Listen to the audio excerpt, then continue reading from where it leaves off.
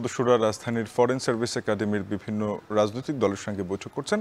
এ বিষয়ে জানাতে সেখানে আছেন সহকর্মী জাওয়াদ মাহমুদ, যুক্ত হব তার সাথে। জাওয়াদ, প্রধানমন্ত্রীর মেয়াদ নিয়ে তো আলোচনার কথা ছিল, আজ কোন কোন বিষয়ে আলাপ হলো?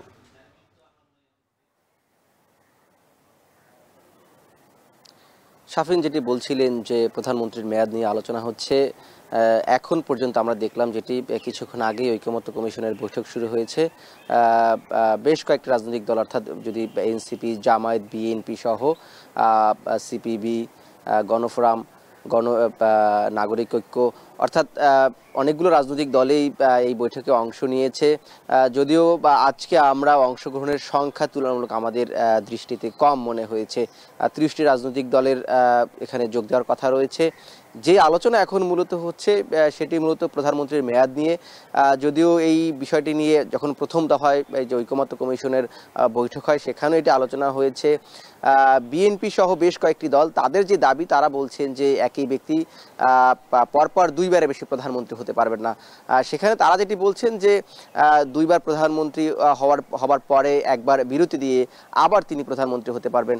কিন্তু এনসিপি, জামায়াতের মতো বেশ কয়েকটি দল তারা বলছেন যে, বা ইসলামী আন্দোলন বাংলাদেশের মতো বেশ কয়েকটি দল তারা বলছেন যে একই ব্যক্তি জীবদ্দশায়, অর্থাৎ দুইবারের বেশি কখনোই আর সে প্রধানমন্ত্রী হতে পারবে না, সেখানে বিরতি দেওয়ার কোনো বিষয় নেই। এবং ঐকমত্য কমিশনের যে প্রস্তাব, সেটাও কিন্তু এই একই প্রস্তাব, যে তারাও বলছেন একই ব্যক্তি দুইবারের বেশি প্রধানমন্ত্রী হতে পারবে না। সেই বিষয়টি নিয়ে এখনো আলোচনা চলছে। যারা ঐকমত্য কমিশনের বা অধ্যাপক আলী রিয়াজ সহসভাপতি, তিনি সূচনা বক্তব্য দিয়েছেন এই বৈঠক শুরু হওয়ার আগে। তিনি বলছেন যে আশা করা যাচ্ছে তারা এই বিষয়গুলোতে ঐকমত্যে পৌঁছতে পারবেন। এছাড়া পূর্বের যে অমীমাংসিত বিষয়, আপনি জানেন যে প্রথম দফায় বৈঠক হয়েছে, এরপরে আবার দ্বিতীয় দফার বৈঠক এখন চলছে, যদিও আজকে পঞ্চম দিন। এখানে এসে পূর্বের যেই অমীমাংসিত বিষয়, অর্থাৎ নারীর যে নিম্নকক্ষে নারীর যে প্রতিনিধিত্ব, সেটি কি প্রক্রিয়ায় হবে, 100 আসন নিয়ে সবাই ঐক্যমত্য আছে, কিন্তু প্রক্রিয়া নিয়ে মতভেদ আছে। সেই বিষয়গুলো নিয়ে 70 অনুচ্ছেদের যদিও অর্থবিল আস্থা ভোট নিয়ে একটা ঐক্যমত্য রয়েছে, এছাড়া অন্যান্য বিষয়গুলো নিয়ে আলোচনা হবে। এবং রাষ্ট্রপতি নির্বাচনের প্রক্রিয়া, যেটি গত বৃহস্পতিবার অর্থাৎ গত সপ্তাহের শেষ দিনে আলোচনা হয়েছে, সেটি রাষ্ট্রপতি নির্বাচন প্রক্রিয়ার পরিবর্তন সবাই চাচ্ছে, কিন্তু কোন প্রক্রিয়া হবে সেই বিষয় নিয়ে এখনও মতানৈক্য রয়েছে।